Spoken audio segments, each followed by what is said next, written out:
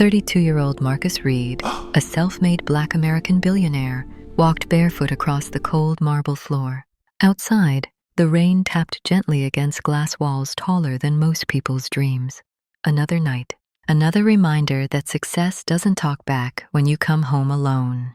Then he heard it, a sound so small, it almost didn't exist. A breath, shaking, broken.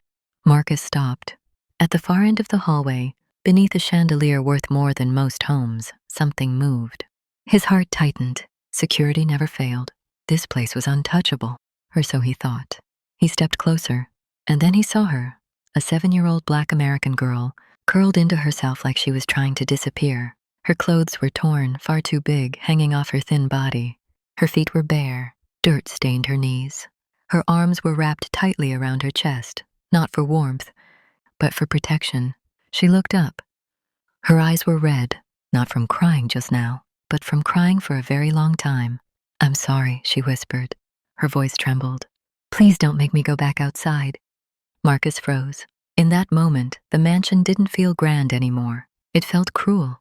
"I wasn't stealing," she said quickly, panic flooding her tiny face. It was cold, and the door was open. I only wanted to sleep somewhere safe." Safe. That word hit Marcus harder than any headliner deal ever had. He had built companies from nothing. He had survived streets that taught boys to harden fast. But standing there, staring at this child shaking on his floor, something inside him cracked.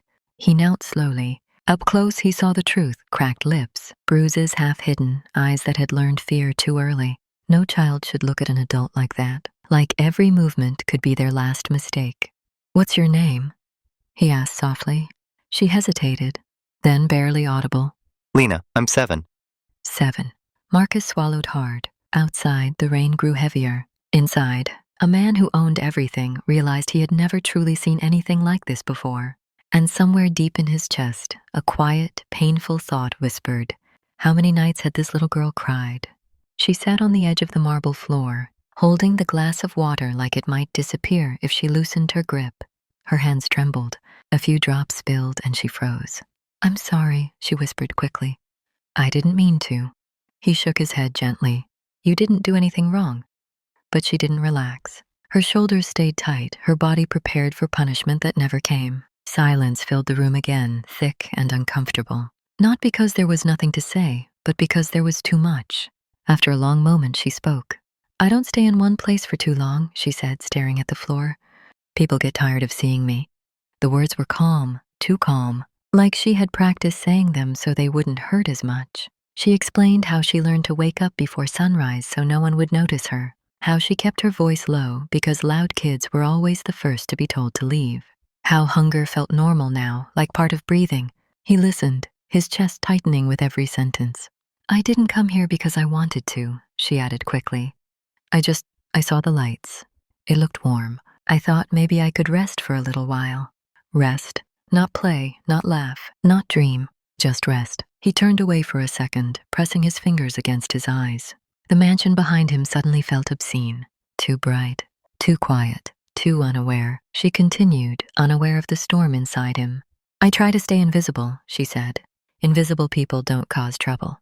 That sentence shattered something in him. Invisible. He had spent years making sure the world saw him, his success, his name, his power. And yet, right here, right now, someone who needed to be seen more than anyone had learned how to disappear instead.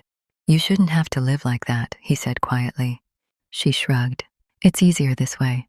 Easier. That was the moment he realized this wasn't just a sad story. It was an indictment of society, of success, of people like him who had the power to help but didn't notice soon enough. She took another small sip of water and whispered, "I don't need much. I just don't want to be scared tonight."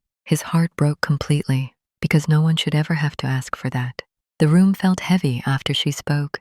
Not quiet, heavy. Like the walls themselves were listening. She stared at her hands for a long time, tracing the cracks in the marble with her eyes, as if gathering the courage to say something she had never said out loud before. Then she whispered, "Can I ask you something?" He nodded, though his chest tightened. "Why do some people get everything, and some people don't even get noticed?" The question wasn't angry. It wasn't accusing. It was innocent, and that made it unbearable. He opened his mouth to answer, but but nothing came out. No business deal, no speech, no life lesson had ever prepared him for that. She swallowed and continued, her voice shaking just a little. I tried being good. I tried being quiet. I tried not to bother anyone. She paused. But it doesn't change anything. That's when he felt it, his throat closing, his eyes burning. She finally looked up at him. Her eyes weren't full of tears anymore. They were empty, and that was worse. Do you think people like me are born wrong? She asked softly. The question hit him like a collapse from the inside. Born wrong. He had grown up believing hard work fixed everything, that success was earned, that failure had reasons. But standing there, he realized how dangerous those beliefs could be when they erased human pain. No, he said, his voice breaking. No, you're not. She gave a small, tired smile. Then why does it feel like the world already decided I don't matter? A tear escaped his eye before he could stop it. He turned his face away, ashamed, not of the tear, but of what it represented. Years of looking forward, of chasing more, of not looking down. He knelt beside her and sat on the cold floor, the suit forgotten. You matter, he said, placing a hand over his chest. More than you know. She looked at him, searching his face, as if trying to figure out whether this was another promise that would disappear by morning. People say nice things, she replied quietly, but they always leave. That was when he understood. Her pain wasn't loud. It didn't scream. It waited, patient, permanent. And in that moment, he made a promise, not out loud, but deep inside himself. This time, he wouldn't leave. He slowly removed his jacket and wrapped it around her shoulders. She stiffened for a moment, then relaxed as the warmth settled in. Her hands clutched the fabric like she was afraid it might be taken back. You don't have to be scared here, he said softly. She looked up at him, eyes wide, searching for the catch. There's always a catch, she whispered. He shook his head. Not tonight. The words hung in the air, simple, gentle, real. For the first time since he found her, she allowed herself to breathe. He led her down the long hallway, their footsteps echoing quietly. The mansion felt different now, less like a monument to success, more like a shelter. The lights seemed warmer, the silence kinder. Is it okay if I stay? Just for a little while? She asked, barely audible. You can stay as long as you need, he replied without hesitation. Her eyes filled with tears again, but this time she didn't hide them. She didn't wipe them away in a hurry. She let them fall. No one's ever said that before, she murmured. That sentence hurt more than anything else she had told him. He realized then that change doesn't always arrive as a grand moment. Sometimes it shows up quietly, in the middle of the night, asking only for safety. They stopped near the window where the rain had slowed to a soft drizzle. She watched it in silence, her reflection small against the glass. Do you think tomorrow will be better? She asked. He didn't lie. I think tomorrow can be different, he said. And that's how better starts.